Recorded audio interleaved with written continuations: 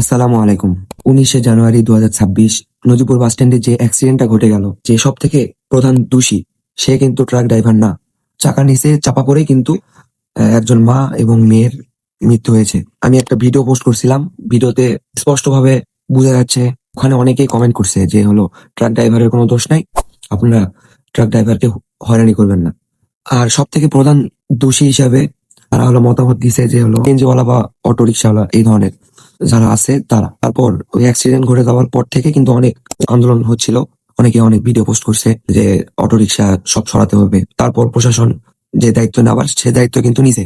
যেমন 20শে জানুয়ারিতে সকাল থেকে সন্ধ্যা পর্যন্ত বা অনেক রাত পর্যন্ত কিন্তু পুলিশ একদম বাস স্ট্যান্ডেই অবস্থান করছিল। নজিপুর বাস স্ট্যান্ডের মানে অবস্থা কিন্তু খুব ভালো ছিল, সিএনজি অটো রিক্সাওয়ালা কিন্তু ও ছিল না।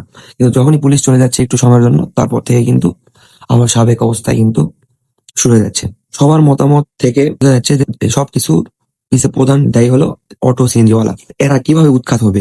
আমি ছোট মানুষ যদিও, যে আমার মতামত দেওয়াটাই ঠিক হবে কিনা জানি না, তবুও দিচ্ছি। এই সিএনজি অটো রিক্সাওয়ালাদের সরাতে যদি সত্যি যদি সবার যদি ইচ্ছা থাকে, তাহলে এটা পুলিশ প্রশাসন দিয়ে এটা তো সরানো যাবে না। কারণ পুলিশ প্রশাসন তো 24 ঘন্টা বাস স্ট্যান্ডে থাকবে না। তাহলে কিভাবে আমরা এটা সরাতে পারবো? এটা সর্বপ্রথম সরাতে পারবে হলো যারা হলো বাস স্ট্যান্ডে ব্যবসায়িক, যারা দোকানদার ভাই রয়েছে, যারা মুরব্বী চাচা আঙ্কেল বা যারাই রয়েছে, যারা দোকানপাট করতেছে, তাদের সর্বপ্রথম উচিত যে হলো তাদের দোকানের সামনে যেন কোনো গাড়ি না থাকে। তারা নিজ দায়িত্বে যদি প্রত্যেকটা দোকানদার যদি তারা যদি নিজ দায়িত্বে যদি তারা এই দায়িত্বটা গ্রহণ করে, সবাইকে যদি নিষেধ করে, মানা করে, বা একটু উচ্চ স্বরে কথা বললেও কিন্তু তারা শুনবে। দু একজন যাবে, দু একজন থাকবে, তারাও কিন্তু আস্তে আস্তে চলে যাবে।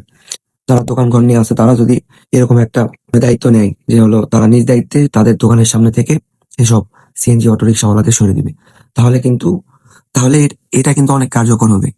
আপনার মতামতটা আপনি অবশ্যই দেবেন যে হলো আপনি কি ব্যবস্থা গ্রহণ করতে চান। আপনার এটা দায়িত্ব, আপনি আপনার শহরটা যদি সুষ্ঠুভাবে পরিচালনা করতে চান, আর তাহলে এটা তো কোনো খারাপ কিছু না। আপনার একটা মতামত আপনি অবশ্যই দিয়ে যাবেন। তো ভিডিওটা দেখার জন্য ধন্যবাদ। সবাই সুস্থ থাকবেন, ভালো থাকবেন। আল্লাহ হাফেজ।